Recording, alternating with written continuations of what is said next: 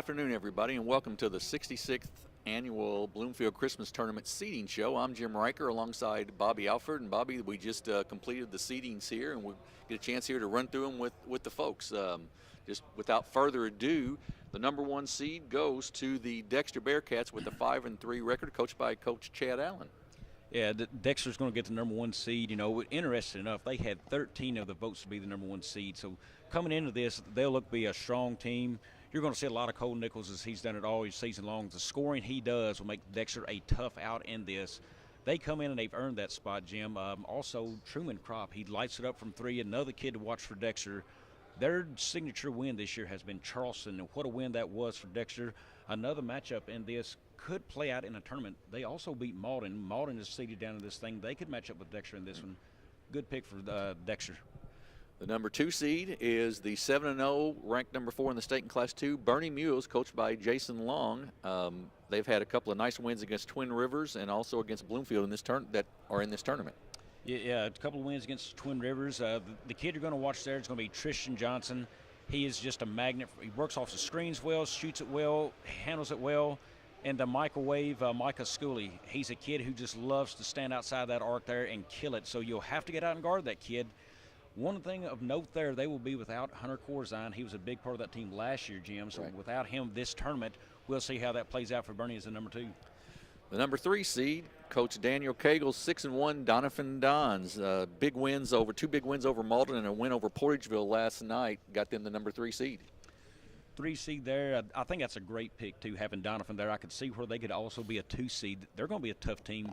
They've got size down low with, I believe it was Cameron Barton maybe, and they've got shooters outside. They've got Emmett Jones. They've got, I'm drawing a blank on another one there, Jim. Max Owen.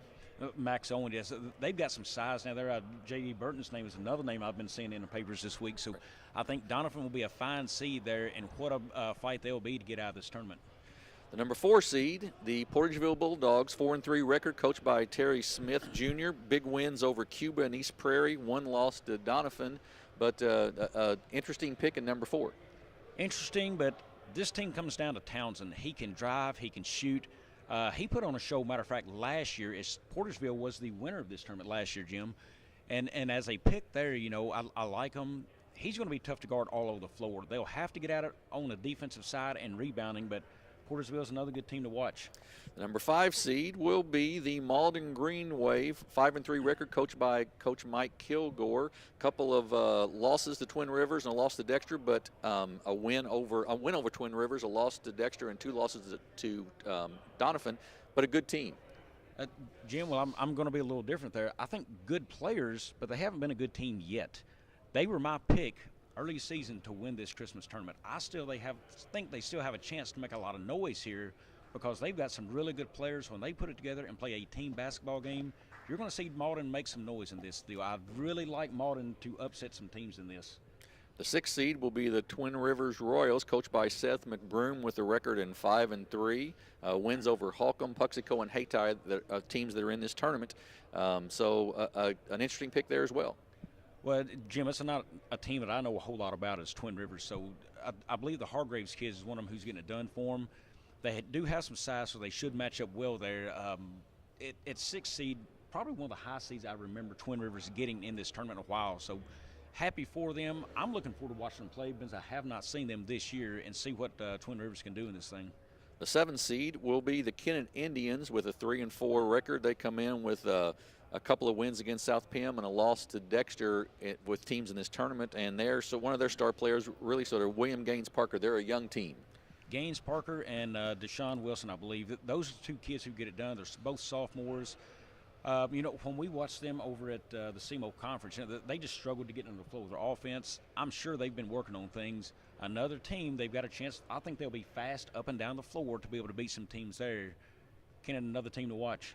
The 8th seed goes to the Puxico Indians, 5-2 record, and with wins over Neelyville and Holcomb and a loss to Twin Rivers in this tournament. And that's an interesting pick. They've got a nice record. Interesting to see how they play out. Very young team, though.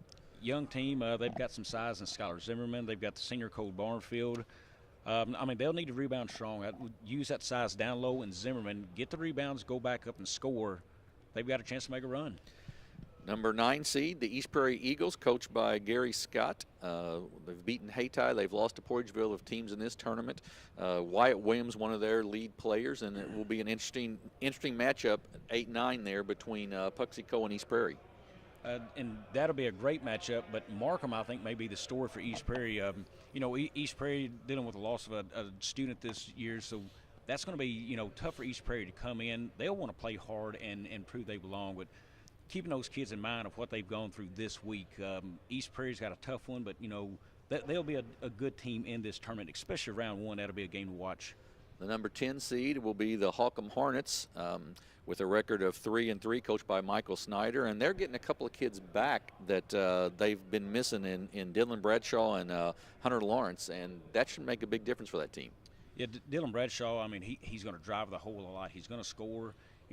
He's got the lefty shot. It never looks natural from a lefty, but it's very effective.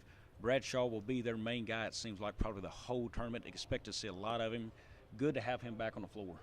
Number 11 seed, the Van Buren Bulldogs. They are coached by Jacob Black and Elijah Van Wagner, a sophomore, so their leading scorer, and lots of seniors and one sophomore when they start, and they were really high on this. Coach Black was high on this Van Wagner. Van Wagner's a sophomore. He's got to lead this team, and he's got to do it the right way. If he does, he can get him a few extra victories in this thing and fight toward getting on to the second and third rounds. So the number 12 seed, Matt Klein's Richland Rebels, come in at 5-2. They have lost to Dexter, beat Gideon with teams that are in this tournament, and are sort of led. Jaden Pope, Eric Williams are two of their top players. And also, Damon Ivey, he's a good one. I've watched him a couple years in this tournament. Another one I think you've got to watch, Hunter Sanders can sneak up on you. He's a three-point shooter. He loves to shoot it out there. You're going to have to get out and guard that kid. Don't underestimate Richland. I believe, Jim, right up above, Richland could have been the 11 seed had it not been for a coin flip. That's how close it was. A coin flip put them at 12 seed instead of the 11. Richland's not going to be the team that everybody thinks they've been in the past. They will be a force still to be reckoned with. South Pemiscot gets the 13th seed. Coach Jordan McGowan's team comes in at 2-4. Losses to Kennett twice and to Van Buren. Win over Hayti. And Robert Farmer, one of the kids to watch there. Yeah, and South Pem, Coach was talking about them earlier. They're a team who could very easily be a lot more wins and a few less losses by a couple of points.